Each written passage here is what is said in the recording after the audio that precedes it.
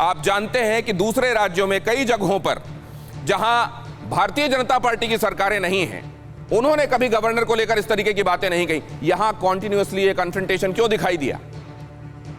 दूसरे राज्यों में आपको ऐसा एग्जाम्पल नहीं मिलेगा कि गवर्नर डेली प्रेस कॉन्फ्रेंस कर रहा हो, डेली बीजेपी की बोली हुई बातों को रिपीट कर रहा हो, बीजेपी के स्पोक्स पर्सन की तरह बात कर रहा हो। गवर्नर का जो एक रोल होता है वो कॉन्स्टिट्यूशनल होता है, न्यूट्रल होता है। लेकिन हमारे बंगाल का दुर्भाग्य है कि यहाँ के गवर्नर जो है वो एक तरफा बात करते हैं, इसलिए उनके जो है आलोचना होती है। दूसरी बात मैं आपको बता दूं कि बंगाल जो है वो कल्चरल कैपिटल ऑफ इंडिया माना जाता है। यहाँ पे टैगोर मैं बहुत शांत भाव से आपसे कुछ पूछना चाहता हूं। क्या राज्यपाल को भारतीय जनता पार्टी का प्रवक्ता कहना संवैधानिक मर्यादा है? क्या प्रधानमंत्री तक को यह कहना कि वो हमारे प्रधानमंत्री नहीं हैं, क्या यह संविधान के अनुरूप है? नहीं, वो तो हमारे प्रधानमंत्री है ही, लेकिन उनकी आलोचना तब होती जब वो वैसा व्यवहार नहीं करते, जब वो पूरी नॉलेज नहीं लेते, पूरी इंफॉर्मेशन नहीं लेते और ऐसी बातें करते हैं जैसे कि वो बंगाल के जनता के साथ में धमका रहे हैं। आप देखिए कि हमारा जो कल्चर है रविंद्रनाथ टैगोर का कल्चर है, लेकिन ये कल्चर बीजेपी के नेता नहीं जानते, वरना वो ये बात कतई नहीं कहते कि हथियार उठाओ।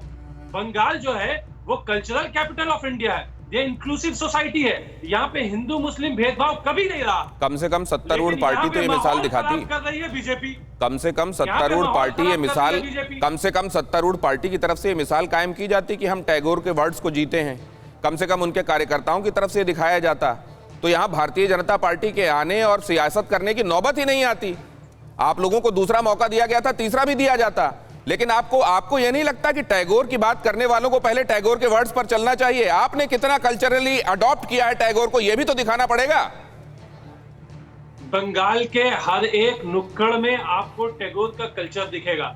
उसी पार्क स्ट्रीट में क्रिसमस सेलिब्रेट होता है, न्यू ईयर सेलिब्रेट होता है और बगल में रेड रोड में ईद की नमाज भी होती है और दुर्गा पूजा कार्निवल भी चलता है। वाकई देखा यहाँ पे ना धर्म के नाम में कोर्ट को दखल देना पड़ता है प्रोसेशन के मामले में, मुहर्रम के प्रोसेशन के मामले में, दुर्गा पूजा विसर्जन के मामले में कोर्ट को दखल देना पड़ता है। लेकिन अर्जुन सिंह जी ये क्यों हुआ? मैं आ रहा हूं आपके पास, आ रहा हूं संतोष जी, मैं आपके पास भी आऊंगा। नहीं, मैं एक सेकंड अर्जुन सिंह साहब, ये जो बात कही जा रही है कि हमने टैगोर के कल्चर को सुरक्षित रखा, अडॉप्ट किया और उसको अब छिन्न भिन्न करने की तैयारी है, यहां जो गवर्नर हैं वो भारतीय जनता पार्टी के नुमाइंदे की तरह काम कर रहे हैं। तौसीफ साहब, टैगोर की धरती को कलंकित कर रहे हैं आप लोग। टैगोर की धरती पर 47,000 हत्याएं करवाई थी आप लोगों ने, वामफ्रंट के लोगों ने।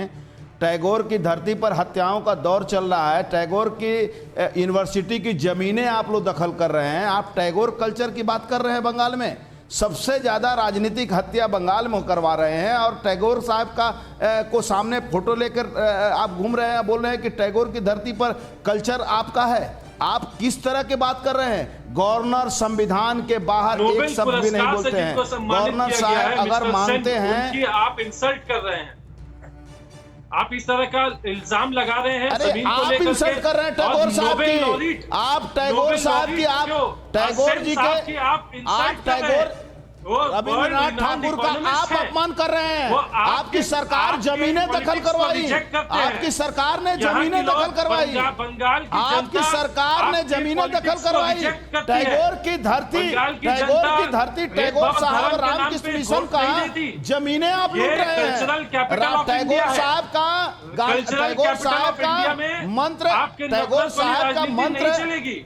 साहब का मंत्र को उच्चारण करते हुए रोड पर आप हत्या कर रहे हैं। चलिए, टैगोर साहब के मंत्र का उच्चारण करते हुए टैगोर किसके हैं, टैगोर किसके हैं और टैगोर की कही बातों को, टैगोर के बताए रास्ते को अपने साथ लेकर कौन चल रहा है, ये दर्शक फैसला कर रहे हैं। बंगाल के वोटर्स जल्दी फैसला कर देंगे। लेकिन मैं अर्जुन जी, मैं एक बार फिर से